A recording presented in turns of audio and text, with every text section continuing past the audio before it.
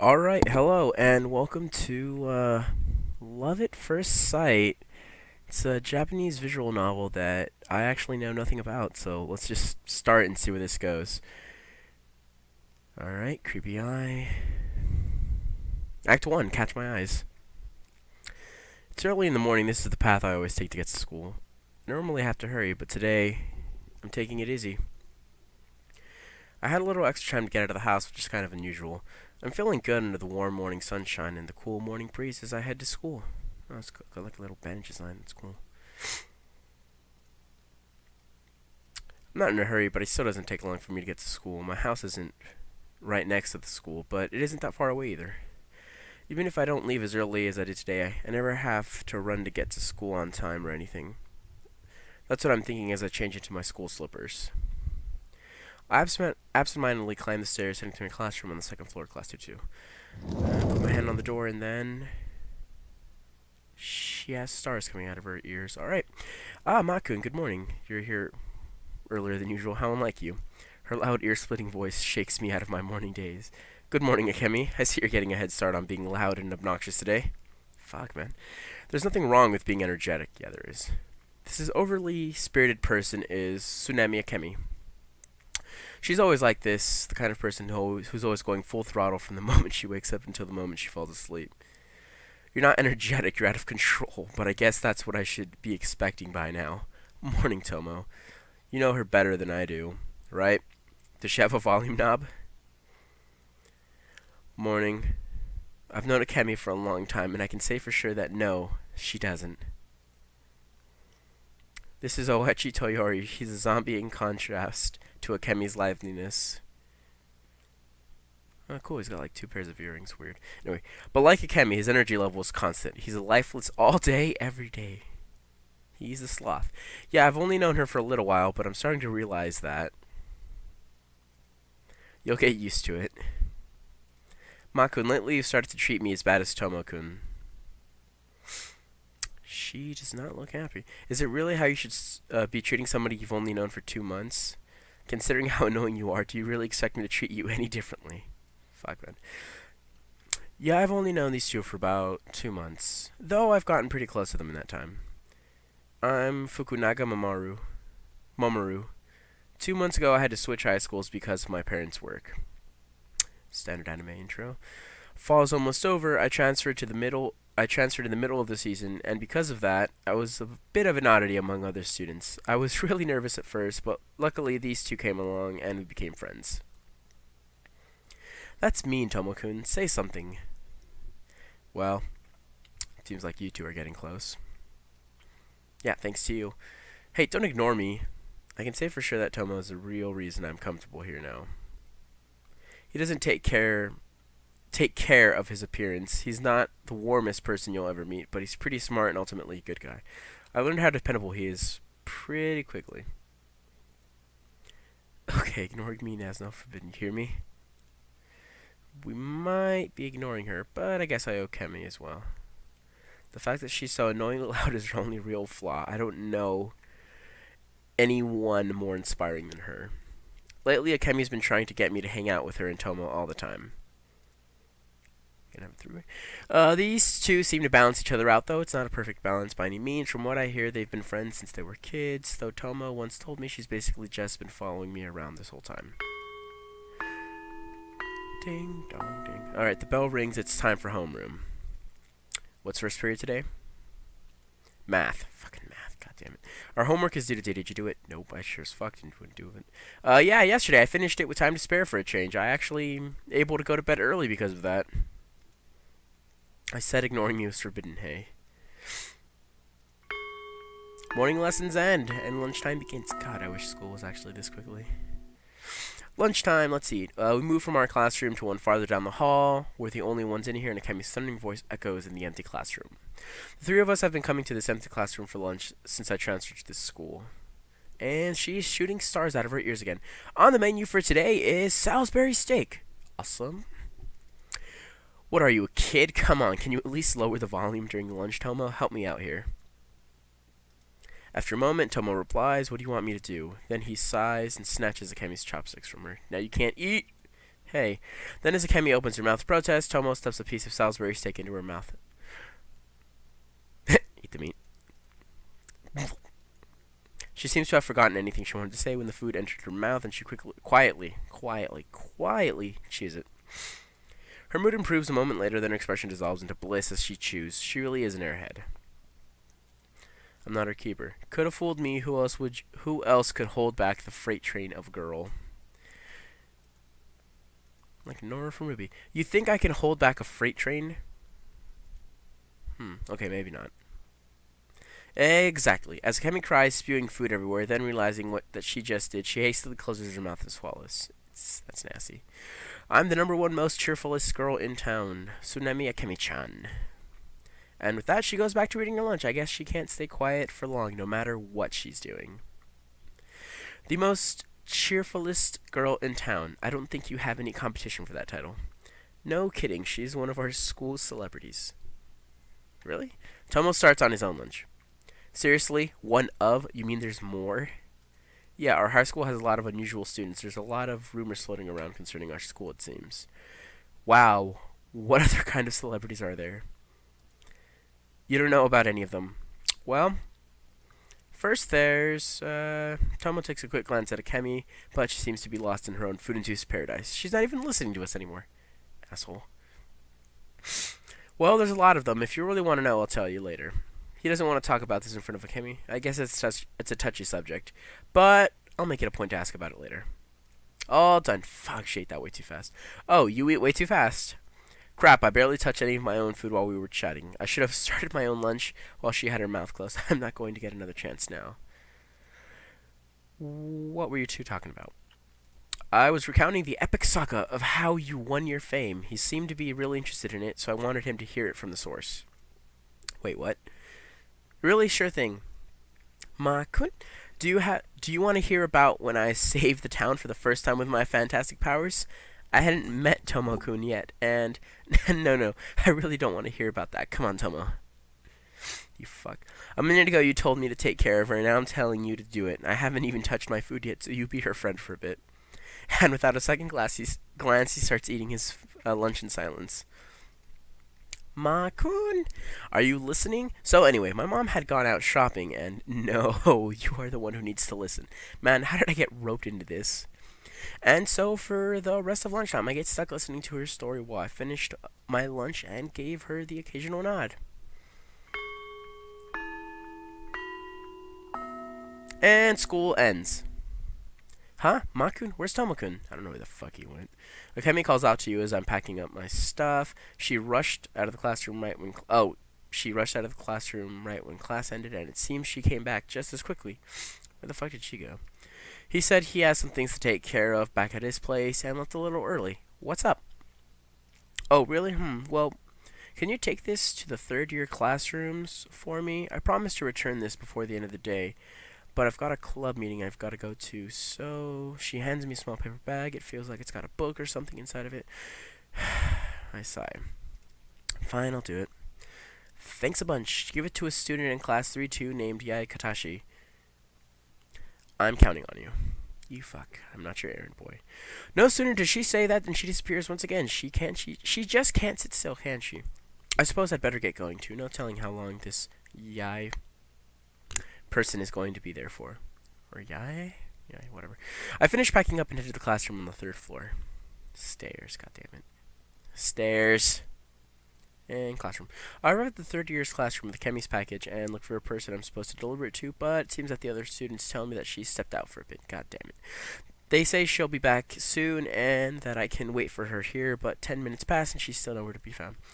God damn it, 10 minutes. Maybe I should have one of the other people here give it to her and just go home. School's over and most of the students have been at their club activities for a while now. While I'm waiting in the 3rd year classroom, the other students file out, and the school grounds slowly become devoid of life. The noise of the daytime activity has all but disappeared. I feel like I'm in detention, and I want to go home already. And now we're in the hallway. Alright, giving up, I leave the classroom and turn towards the stairwell. Goddamn stairs. My classroom is on the 2nd floor, so I usually don't spend any time up here. The layouts of the 2 floors are pretty much identical, but somehow I feel like this is some alternate dimension. And just as I'm about to descend the stairs, I start to hear what I think are sobs coming from nearby. It's high school. Someone's always crying. At least on the inside. I figured I was alone and had relaxed because of that, but sudden sobbing catches me off guard and I freeze. I hold my breath and strain my ears. It's not my imagination. Someone nearby is crying softly. Well, at least they're not sobbing grossly. Hearing somebody crying in the empty school building sounds like the beginning of a horror story. What am I saying? This is no horror story. School might be over, but the sun hasn't even gone down yet. That's right, because everyone knows you can't be murdered during the day. Anyway, else, finding some else in the building isn't that strange. Does it mean someone else or whatever? Well, I say that, but the situation isn't exactly normal either. The sobbing continues. It sounds like it's coming from the next floor up. It's quiet, but it reverberates off the narrow stairwell's walls. It's definitely coming from the floor above me, though I didn't realize it until now.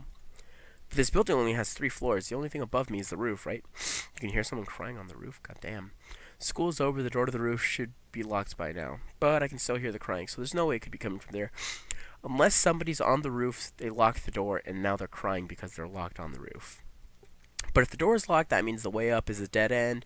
I can't just walk up there to check and claim I happened to walk by. But before I can think it through, my curiosity has me turning around and heading back up the stairs. Goddamn stairs. I climb step by step up the stairs as quietly as I can, though I can't help but make a little noise. As I get closer to the source of the sobbing, I begin to hear it more clearly. There's just one voice, and judging by the sound of it, it's a girl's. It feels like I'm climbing up 10 stories, but it only takes a few seconds, and suddenly I'm almost on the landing. I take the last step and turn towards the source of the crying. In front of me is a girl wearing our school's uniform. She's lying against the door to the roof, sobbing. The girl hears me walking towards her and starts shivering as she turns her head towards me. Nothing up to this point has been out of the ordinary, at least until I saw her face. And she's a goddamn cyclops. Wearing bandages. Is she a goddamn klutz? The girl stares at me with her single eye, her face sopping wet from crying, and I don't mean that she is missing an eye. She literally had one giant eye in the middle of her face. Oh, it's brown. Suddenly, she registers that I'm standing in front of her, and she jumps, drawing her limbs into her body like some sort of humanoid turtle. A bit of light reflects off the unwiped tears near her wide-open eye. I can tell by the way she's looking at me that she's terrified. She's not the only one, though. Without really understanding what I'm looking at, I stare at her, unmoving, and she does the same. She's wearing our school uniform, but is she really a student here?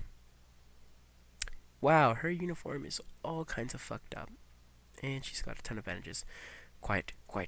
No matter how many times I blink, the second eye doesn't suddenly grow on her face, and I finally realize what I'm seeing is reality.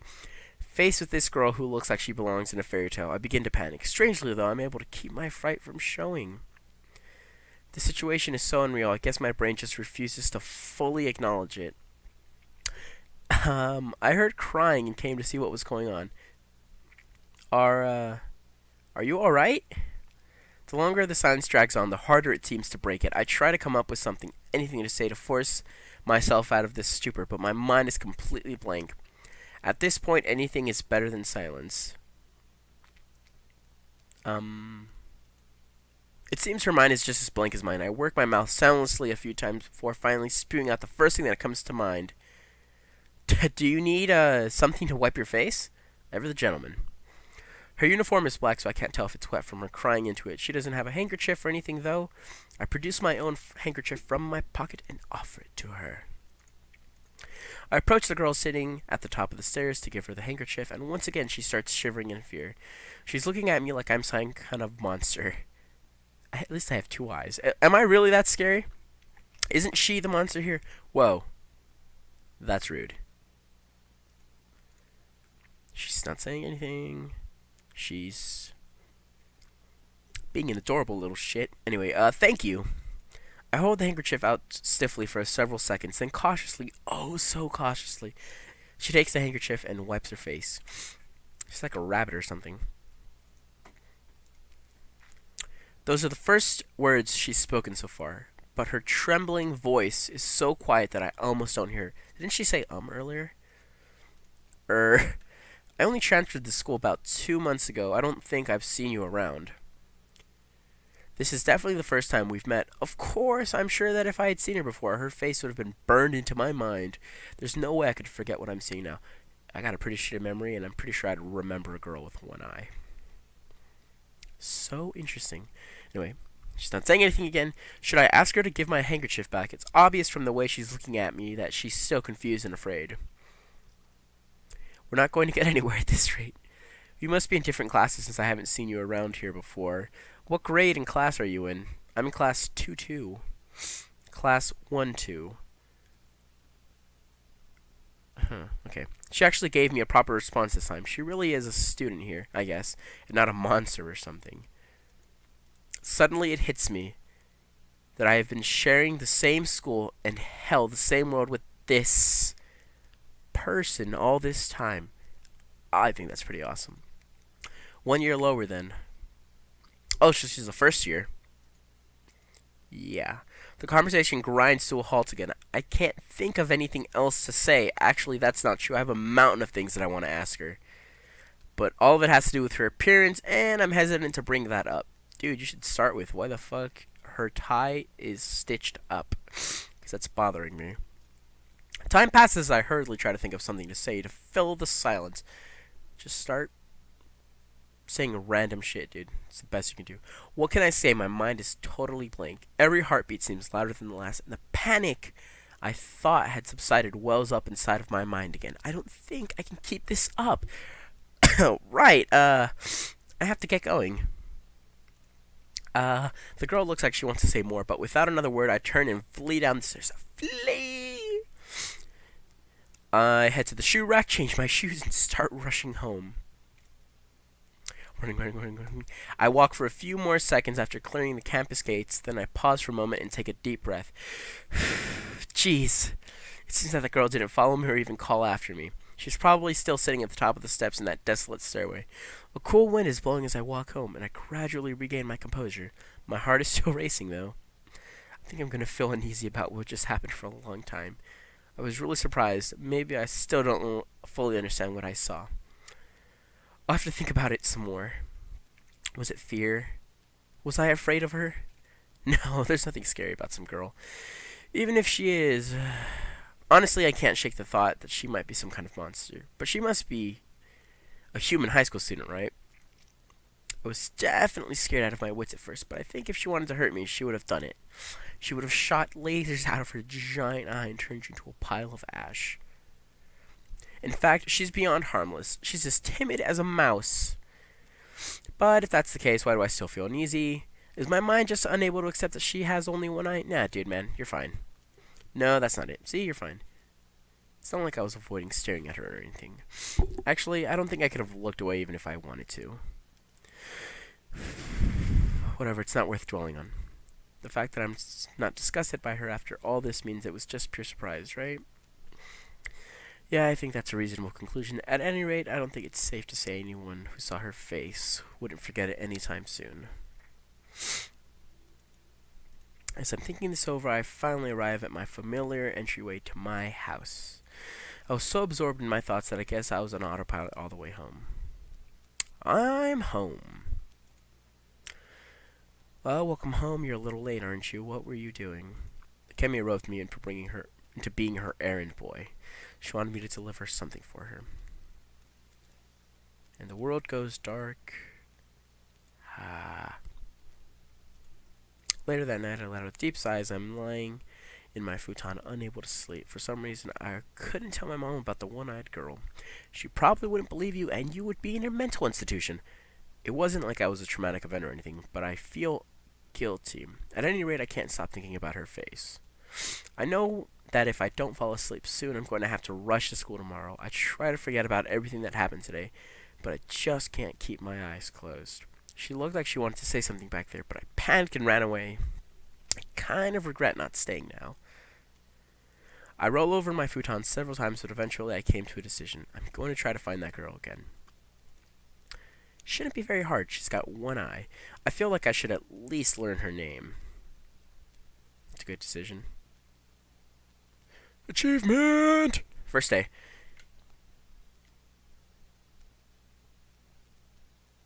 Act 2. Have an eye for.